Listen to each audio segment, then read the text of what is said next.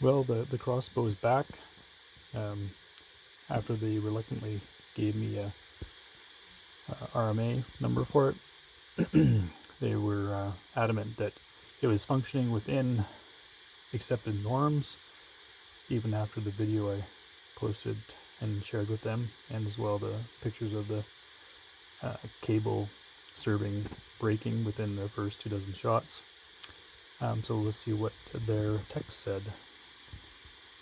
So from the top, it looks like stock, everything looks good. Our first red, which is fail or requires immediate attention, is riser functions properly. So apparently there was something wrong with this one with the riser. They don't go into any detail, at least not that I can understand. And as well, the cable condition, obviously the serving was broken. And he also replaced the string, or noted that it needed replacing. I didn't notice anything wrong with the string when I was working with it. Regardless, to take a look at here. So I've got an arrow, and I didn't cock it this time because I don't have buttstock on here. I just laid an arrow in there and I took the pressure off the arrow, just putting some shims underneath there because it holds down the arrow to the riser, and the fulcrum's right about here, so the rail starts to dip around this area, and if you hold it down here, it kind of holds the arrow down tighter to where it would be if it wasn't there, as if it was cocked all the way back. So let's take a look and see how this new riser does. All right.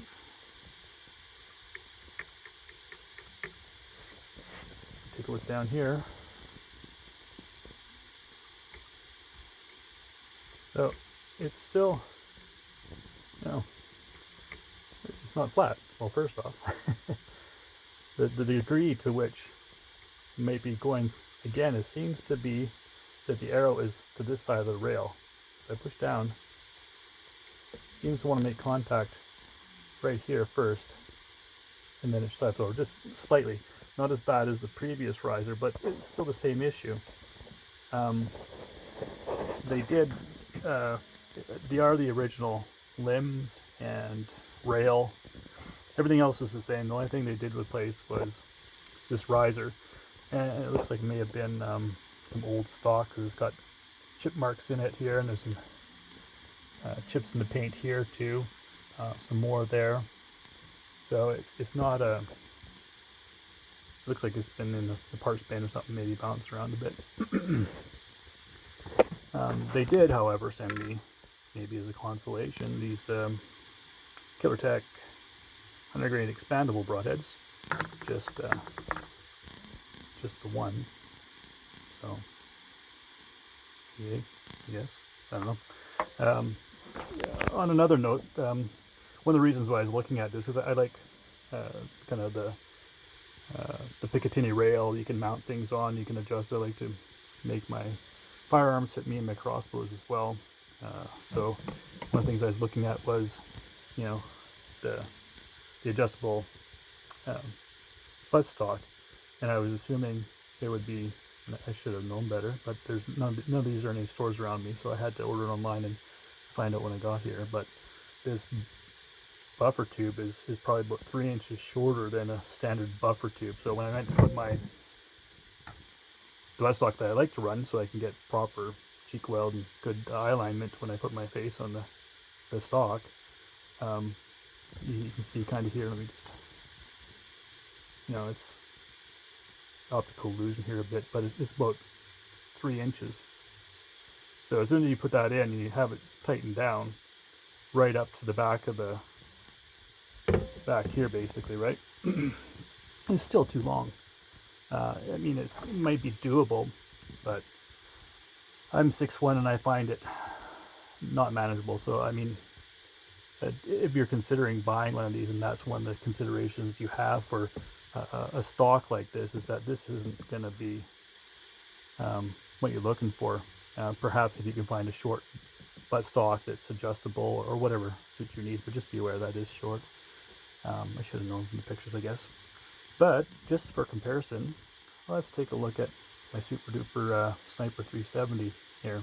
All right, let's look at that. All right, let's take a look at this Sniper 370. So one of the cheapest bows you can get out there.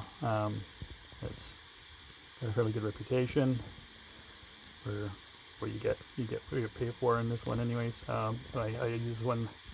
I lend it out to my friends a lot when we're at the range, so they can get used to shooting a crossbow they've never shot before. So I've seen a lot of use, and it is still. If you look at the serving on this thing, it still looks new. Not as much poundage, low pressure on the rail, all that stuff. But and I propped the string up as well, so it's not the string's not holding it down on the rail. But if we take a look here, I guess it's not off that rail. It's a simple thing to accomplish, I'd assume, is to have a straight rail. It should be,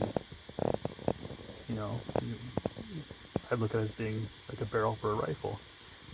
Its primary function would be at least a uniform kind of platform, right? With a curved one, we have no idea where it's curving on that surface, unless you have some way to measure it on that Killer Instinct. Does it affect accuracy? Maybe not. It's just not what I consider quality.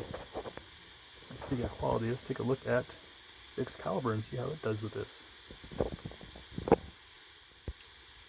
Alright, so here is my micro suppressor 400 takedown.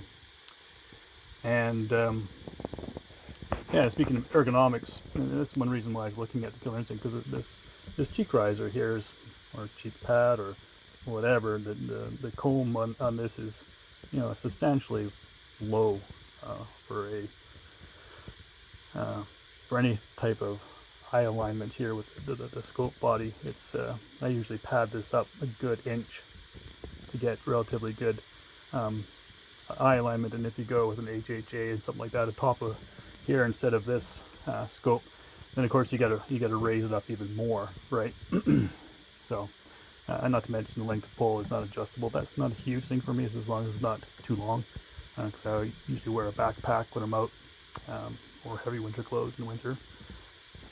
But let's take a look at this rail here. So I did the same thing just to keep it even here between all of them here. I just shim this up here so that the string's not holding it down on the rail, other than here, right, of course. But let's take a look, of course. It's going to be, so, yeah, nothing. I mean, it's straight. I don't really need to do this, but it was news to me that curved rails were a thing that was acceptable in the industry.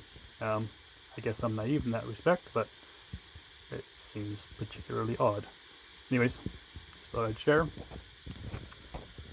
And if you didn't know and you're looking at one of these, maybe it's something you can consider.